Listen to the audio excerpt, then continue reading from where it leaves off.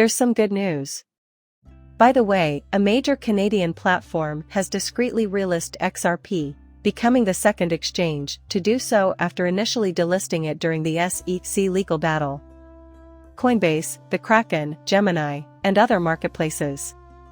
Finally, have you ever wondered why the SEC went after Ripple? So, I'll be going over that with you right now.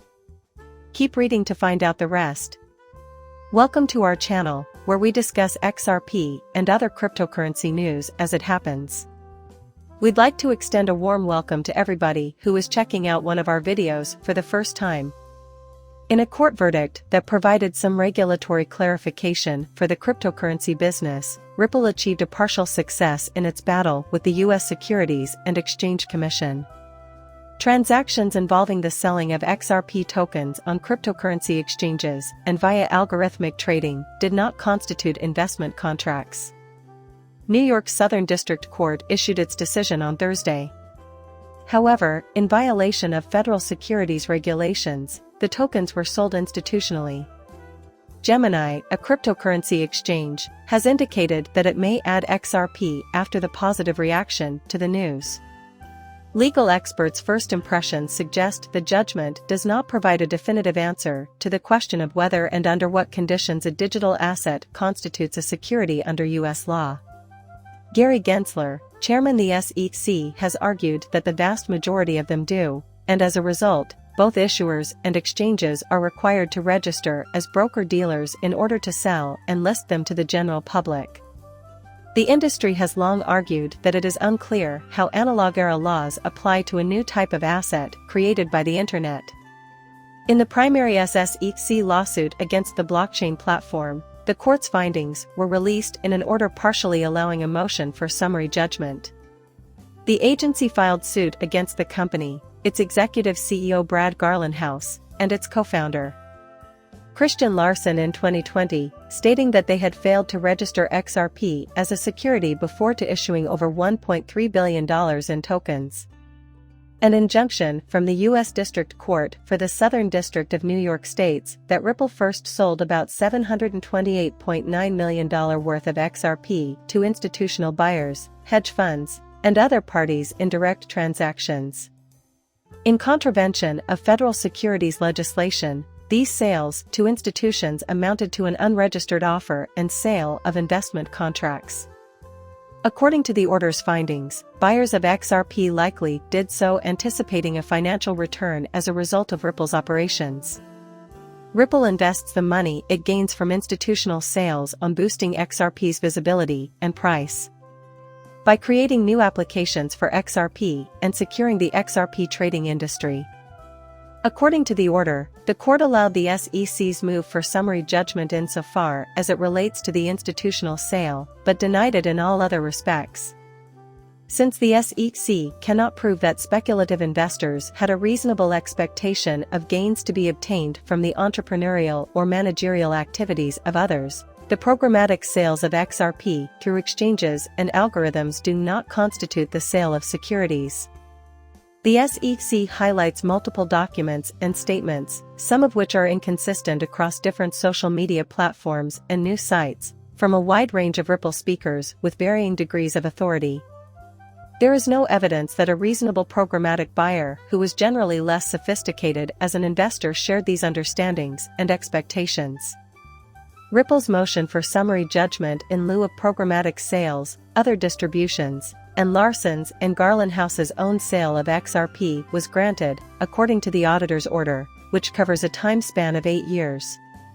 The court also rejected the SEC's motion for summary judgment on its aiding and abetting claims against Larson and Garlinghouse, reasoning that it was unclear whether the two executives were aware of or recklessly disregarded the fact that securities laws, as opposed to the laws of other regulatory regimes, applied to XRP. In December of 2020, we declared that we were and would remain on the side of justice and history.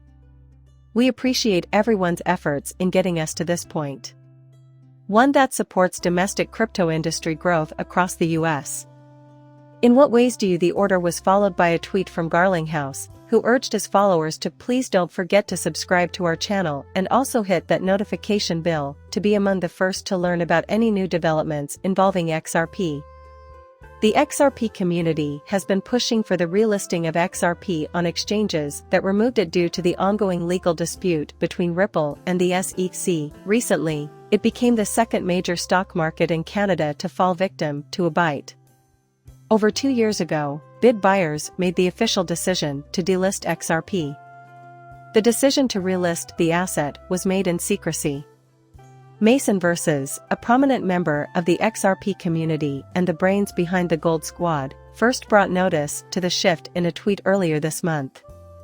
A brief check of the exchange's mobile app reveals that XRP trading has been restored on the platform. BitBuy has also apparently added XRP trading to its list of legally acceptable crypto assets. The majority of the XRP community is pleased with the new development. Canadian XRP advocates have confirmed buying the cryptocurrency on the exchange. XRP was first listed on the marketplace in March 2019.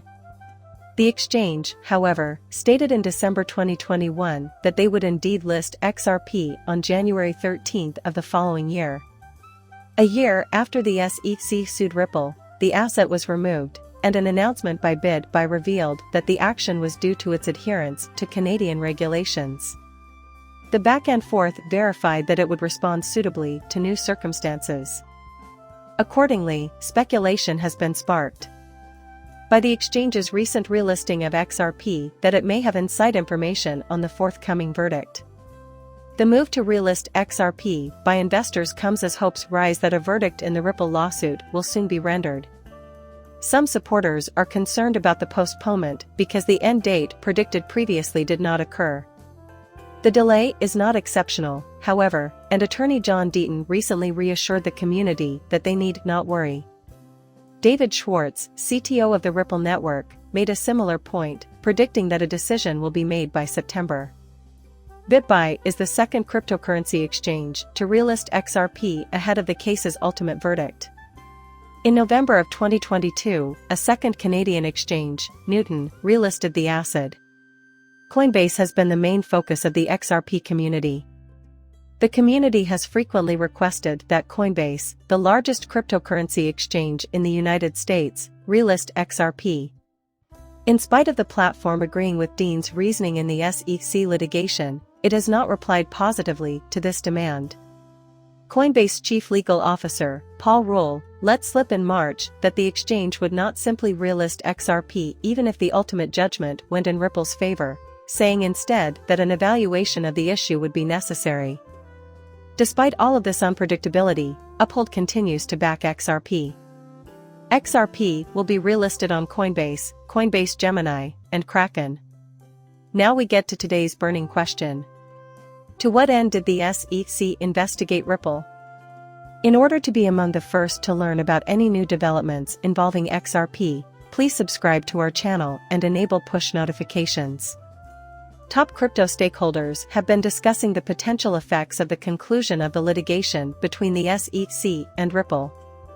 Thomas Stephan, the chief architect behind the Interledger protocol, is only one of the most recent players to weigh in on the debate. According to a recent discussion with Thinking Crypto, according to Thomas, the SEC's treatment of the U.S. crypto business would depend on the outcome of the litigation. He said it's not unexpected that more companies in the sector are supporting Ripple because everyone is invested in the outcome of the cases. This, he claims, was obvious to him from the start. In addition, Thomas claimed that the SEC's interest in cryptocurrencies did not surface until the ICO boom of 2017. Whether XRP is a security, according to Thomas, would not have become an issue until 2016. Thomas claimed he conducted Google experiments in 2016 and 2017 to determine if the security status of XRP was a problem. According to Thomas, he Googled "is XRP security" to see whether any information existed on the topic prior to 2016. There were 2 hits in the results, but according to Thomas, those articles were incorrectly dated as being from 2018. Thomas, a former chief technology officer at Ripple, claimed that no one had questioned whether XRP was a security in any public forum prior to 2016.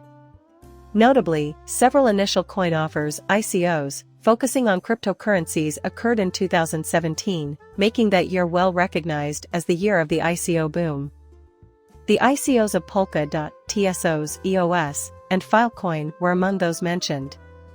Authorities all over the world have taken notice of ICOs. Thomas, for his part, claimed that the SEC's apparent pursuit of XRP may be traced back to the behavior of these other ICOs in 2017. And I found it extremely fascinating, because it seems to imply that the SEC didn't go after XRP because of anything Ripple or the XRP community did, but rather because of the actions of others in other projects. He continued, saying that it would be disappointing if the SEC went after Ripple because of the behavior of other cryptocurrency projects. Thomas argued that the SEC's pursuit of Ripple was misguided. But he insists he bears the commission no malice. Thomas expressed his desire for Judge Annalisa Torres to rule against the regulatory agency and in favor of Ripple. The case between the Securities and Exchange Commission and Ripple is scheduled to be resolved before the end of 2017. John Deaton is just one of several legal experts who have been making predictions about the verdict. As was mentioned before, Attorney Deaton believes that in our forthcoming ruling, Judge Torres will make a statement about the sale of XRP on the secondary market. He also expressed doubt that the SEC would prevail in its case against Brad Garlinghouse and Chris Larsen, two executives at Ripple. Speculation on how the case against Ripple's executives will change now that the Hindman Ducks have been revealed. Now that we've reached the end of the video, I'd appreciate it if you'd hit the like button if you've enjoyed what you saw. Please subscribe as always. See you in the next video. Bye.